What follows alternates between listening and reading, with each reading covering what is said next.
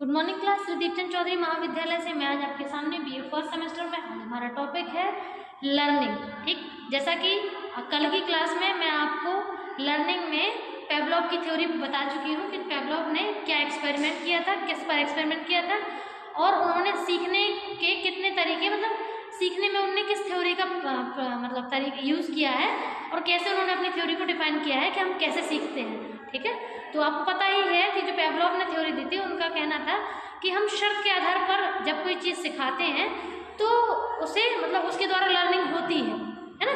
तो ये उन्होंने शर्त के आधार पर सीखना बताया था। तो उन्होंने अपने कुछ तरीके ही बताए कि हम कैसे सिखा सकते हैं किसी को भी।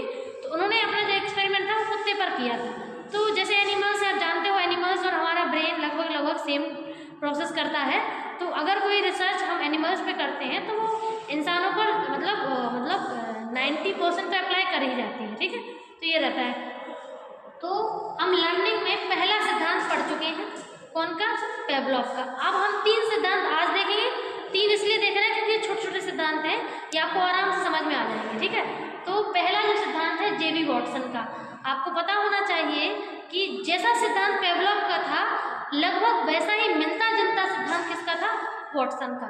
ठीक है, हालांकि वॉटसन ने उनकी उनका थ्योरी कोई कॉपी नहीं करी थी। वॉटसन ने अपने हिसाब से अपनी थ्योरी को प्रेजेंट करने की कोशिश की थी, लेकिन जब वो अपनी थ्योरी को प्रेजेंट कर रहे थे तो थ्योरी थोड़ी कंप्लीट होने के समय उनको एहसास हुआ ऐसा कि उनकी थ्योरी पेवलोव की थ्योरी से मैच कर रही है। तो उन्होंने ये बात एक्सेप्ट भी करी है कि मेरी थ्योरी और पेवलोव की थ्योरी मतलब लगभग सेम है, बस थोड़ा सा उनका जो तरीका है, मतलब जो टॉपिक था वो अलग था। जैसे जो पेवलोव थे उन्होंने खाने से कंडीशन किया था, है ना, और वॉटसन थे उन्होंने इमोशन को कंडीशन करना बताया था। देखिए वॉटसन का तो मेन यही था कि उनका ये कहना था, देखो जो चीज़ें हम यहाँ सीखते हैं उनको तो हम कंडीशन आराम से कर सकते हैं, बिल्कुल सही बात है, क्योंकि आपने अभी कुछ पता नहीं है उसके बारे में।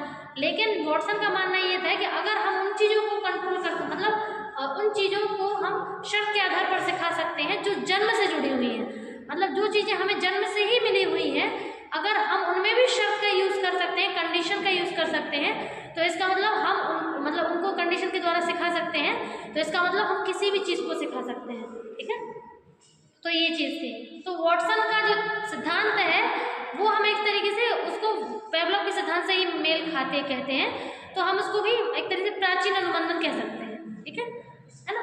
तो वॉटसन का जो एक्सपेरिमेंट था उन्होंने इमोशन पे काम किया है, और इमोशन में भी कौन सा इमोशन में डर वाला इमोशन। ठीक है, आप तो जानते हो कि व्यक्ति के कुछ 3-4 ऐसे इमोशन होते हैं जो जन्मजात होते हैं। ठीक है, जैसे कि मान के चलो उसका डर हो गया, उसकी खुशी है और उसका मतलब एक तरीके से गुस्सा है ना, तो ये जन्मजात इमोशन है। बाकी तो सब हम यहीं आकर के सीखते हैं, जैसे चौंकना और मतलब क्या बोलते हैं, ईर्ष्या, तो ये सब यही वाले इमोशन है। तो वॉटसन का मानना ये था कि अगर हम इमोशन को कंडीशन कर सकते हैं और कंडीशन के बेस पर उनकी लर्निंग करा सकते हैं, तो इसका मतलब हम किसी भी चीज़ को कंट्रोल कर सकते हैं। ठीक है, ये इनका मानना था। तो वॉटसन ने एक बच्चे पर प्रयोग किया है, 8-9 महीने का बच्चा था, है ना, उसका नाम था एल्बर्ट। ठीक, तो इसका नाम पूरा हम लोग जो लेते हैं वो लिटिल एल्बर्ट लेते हैं, मैंने नाम लिखा रखा है सामने, आप देख सकते हैं।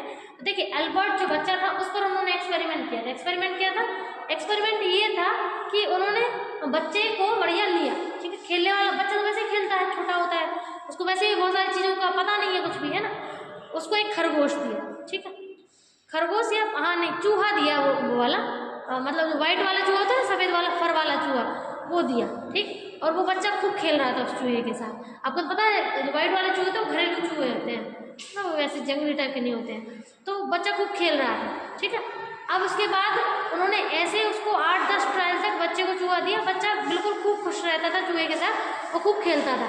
ठीक है, चूहा या खरगोश जो भी हो, मुझे अभी याद नहीं आ रहा है। ठीक है, तो फिर अब इन्होंने क्या किया, अब इन्होंने अपने एक्सपेरिमेंट को शुरू किया। अब कैसे शुरू किया इन्होंने, क्या किया कि जैसे ही उस चूहे को दिखाया, उस बच्चे को, चूहा बच्चे के सामने छोड़ा और पीछे से एक बहुत तेज कानों को चुभने वाली आवाज़ उन्होंने मतलब प्ले कर दी। ठीक है, तो जैसे ही वो आवाज़ आई और बच्चा रोने लगा। ठीक, अब उसके बाद ऐसे ही दूसरी बार किया, चूहा प्रेजेंट किया और आवाज़, चूहा और आवाज़ ऐसे ही प्रेजेंट किया उन्होंने। तो फिर उसके बाद बच्चा कंटिन्यू रोता रहा, मतलब जितने ट्रायल से 15 ट्रायल ऐसा किया उन्होंने, ठीक है। उसके बाद उन्होंने क्या किया, उन्होंने कहा अब हम ये चेक करते हैं कि वास्तव में वो जो बच्चा था वो चूहे को देखकर रोया था या आवाज़ को सुनकर, क्योंकि पहले तो चूहे को देखकर नहीं रो रहा था वो, पहले तो खूब खेल रहा था वो, है ना। पहले कई ट्रायल तक उन्होंने किया है ऐसा एक्सपेरिमेंट, यानी कि उसको चूहे से डर नहीं लगता है, ठीक। फिर उन्होंने क्या किया, उन्होंने चूहे को प्रेजेंट नहीं किया, नहीं, उन्होंने आवाज़ को बिल्कुल नहीं प्ले किया, केवल चूहा दिखाया। तो जैसे ही बच्चे के पास चूहा आया और बच्चा बहुत तेज तेज रोने लगा। सेकंड ट्रायल में भी ऐसे ही किया कि केवल चूहा दिखाया, आवाज़ तो बंद कर चुके हैं वो, है ना, लेकिन वो फिर रोने लगा। ऐसे ही तीसरी बार, फिर चौथी बार।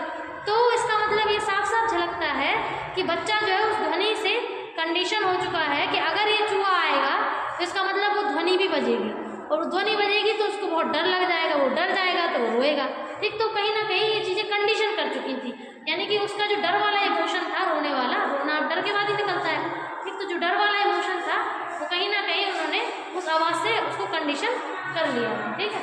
तो ये लिटिल एल्बर्ट का एक्सपेरिमेंट है ना, इसको हम अनुबंधन कह सकते हैं, प्राचीन अनुबंधन कह सकते हैं, कोई दिक्कत नहीं है, बात एक ही है, ठीक है। अब इसमें एक वर्ड मैंने लिखा हुआ है व्यवहार। आप तो जानते हैं जैसे लिटिल जो अपन के वॉटसन है, वॉटसन ने ज़्यादा बच्चों पर एक्सपेरिमेंट नहीं कर पाए, इसी वजह से उनके एक्सपेरिमेंट को उतना ज़्यादा फेम नहीं मिला है, लेकिन ठीक है उन्होंने अपने एक्सपेरिमेंट को प्रूफ तो किया ही था, ठीक है। तो वॉटसन ने एल्बर्ट पे, जब एल्बर्ट को उनकी मम्मी ले गई तो उसके बाद उन्होंने कुछ और बच्चों पर एक्सपेरिमेंट करने की कोशिश की, लेकिन क्या है कि कोई अपना बच्चा छोड़ता नहीं है किसी के भी साथ पास, है ना।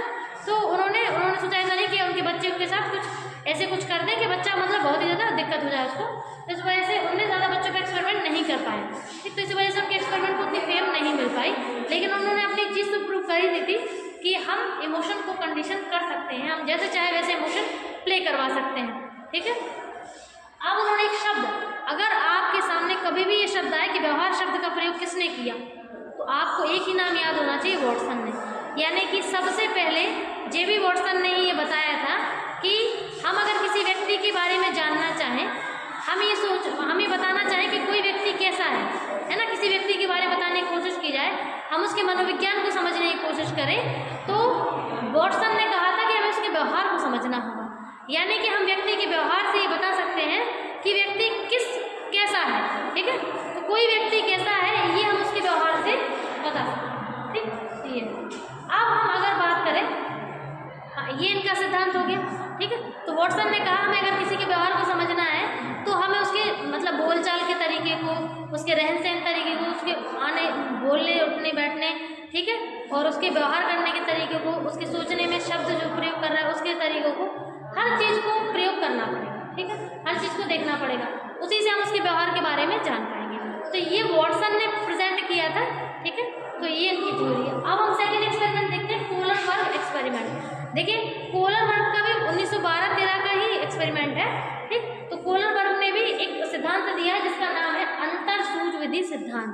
देखो मैंने नाम लिख रखा है अंतर सूझ विधि सिद्धांत, ठीक है। अंतर मीन्स होता है अंदर, और सूझ मतलब सूझबूझ लगाना या दिमाग लगाना या सोचना, है ना।